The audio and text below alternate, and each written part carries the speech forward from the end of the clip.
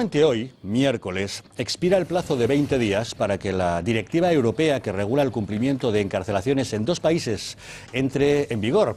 Pero es curiosa la prisa que se ha dado la sección primera de la Sala de lo Penal, pues ayer mismo instaba a la Fiscalía de la Audiencia Nacional a computar los años que 4 miembros de ETA habían estado presos en Francia para realizar un nuevo cálculo a la baja de sus penas aquí en España. Los 4 miembros que verán reducidas sus condenas son viejos conocidos de la banda terrorista. Por ejemplo, Francisco Mújica Garmendia, alias Paquito. Tras cumplir 10 años de cárcel en Francia, fue entregado a España en el año 2000. Está condenado a 2.354 años de cárcel. Fue considerado el número 1 de ETA entre el 87 y el 92, en los tiempos en los que se perpetraron de los más salvajes atentados de la época, como el de Hipercor de Barcelona y el de la Casa Cuartel de Vic. Rafael Carides, que cumplió 6 años de prisión en Francia hasta el año 2000. Fue condenado a 790 años y medio de cárcel en calidad de autor material del atentado contra el Hipercor de Barcelona, como recordarán, donde murieron 21 personas y más de 40 resultaron heridas. Era integrante del Comando Barcelona junto a Domingo Troitiño y Mercedes Arnaga. Santiago Pides Sarasola, alias Santi Potros, tras cumplir 10 años de prisión en Francia, fue extraditado a España en el año 2000. Condenado a 3.112 años por haber ordenado el atentado del Hipercor de Barcelona y el de la República Dominicana de Madrid, donde 12 guardias civiles perdieron la vida.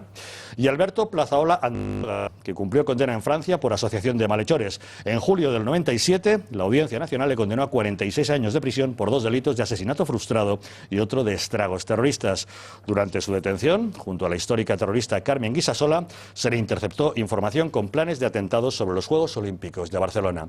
Estos 4 terroristas pueden ser encarcelados de manera inmediata por decisión de la sección primera de la Audiencia Nacional, a diferencia de lo que considera la sección segunda con respecto a este otro caso que les vamos a mostrar, que siendo muy similar en sus características, consideran que no es de aplicación la misma disciplina.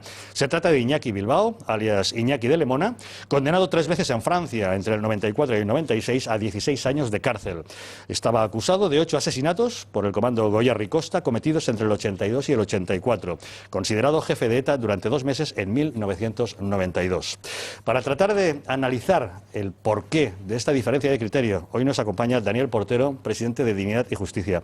No sabemos, señor Portero, a qué obedece que 2 secciones diferentes de la Audiencia Nacional tengan criterios tan dispares acerca de casos que parecen similares o incluso idénticos, ¿no? Bueno, a ver, lo primero que hay que analizar es quiénes son los ponentes de cada una de las resoluciones.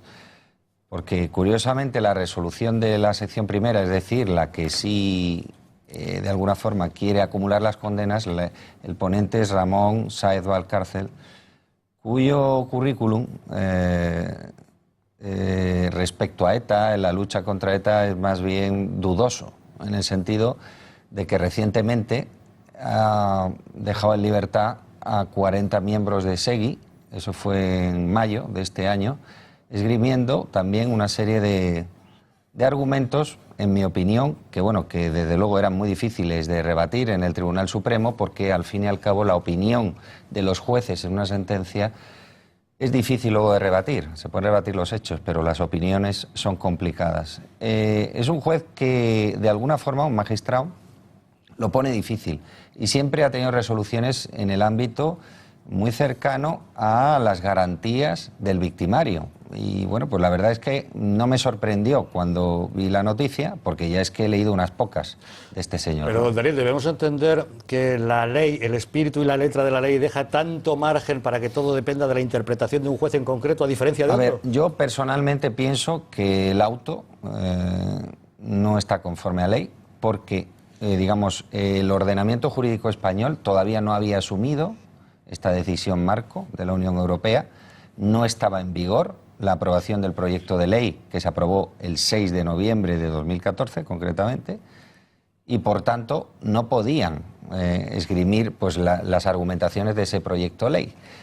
Es decir, que la Fiscalía creo que lo tiene fácil para recurrirlo ante el Tribunal Supremo. Por otro lado, entiendo que cuando se habla de reconocimiento mutuo, y por lo que he leído el espíritu de la ley, habla sobre delitos que son análogos, comunes, exactos. Es decir, para que el ciudadano lo entienda, si uno ha asesinado en Francia y tiene que cometer o tiene que cumplir su condena en España también, pues quiero decir, por un delito de asesinato, aquí sabemos que en España por 2, 3, a partir de 2 asesinatos se cumple por 1. En ese caso sí que podrían ser análogos, pero da la casualidad que la mayoría de las detenciones de Francia siempre se han producido han sido condenados y han permanecido en las cárceles francesas por asociación de malhechores. Es decir, el equivalente en España sería pertenencia a organización terrorista. Sin embargo, en España, después, posteriormente, han sido condenados, principalmente estos 4, por asesinatos o asesinatos frustrados, que para nada tiene que ver con la asociación de malhechores. Con lo cual son cosas distintas. En mi entender, cuando esto llegue al Supremo, si verdaderamente se quiere hacer una interpretación correcta del reconocimiento mutuo de las resoluciones penales, tienen que ser de materias análogas. Y aquí se ha hecho un uso torticero de la ley, aplicando, como digo, como ya he explicado sobre este magistrado, siempre benevolente hacia el victimario y, por tanto, creo que equivocado.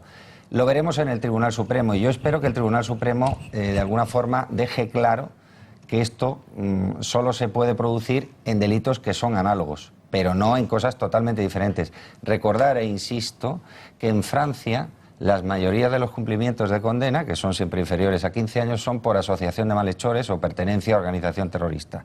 Y aquí son delitos diferentes. Por consiguiente, entiendo que esto no va a tener mucho recorrido judicialmente si nadie hace una pirueta judicial o estira el chicle de la ley, como estamos a veces acostumbrados y como desgraciadamente vimos en la aplicación o la derogación, mejor dicho, de la doctrina Parot. En ese caso, como usted dice, no sería de aplicación, pero por una cuestión técnica, porque se trataría de delitos distintos. Sí. Pero tampoco tiene mucho sentido, aunque se tratara del mismo delito, que se cumpliera solo por uno, pero no por el otro, ¿no? Bueno, es que realmente el espíritu de la ley lo que pretende es, de alguna forma, bueno, el famoso no bis in idem, ¿no? Es decir, que no se pueda condenar a una misma persona por un mismo delito. Es decir, cuando en Francia se es condenado por asociación de malhechores, en España no se le puede condenar por pertenencia a organización terrorista, porque es el mismo delito, ¿no?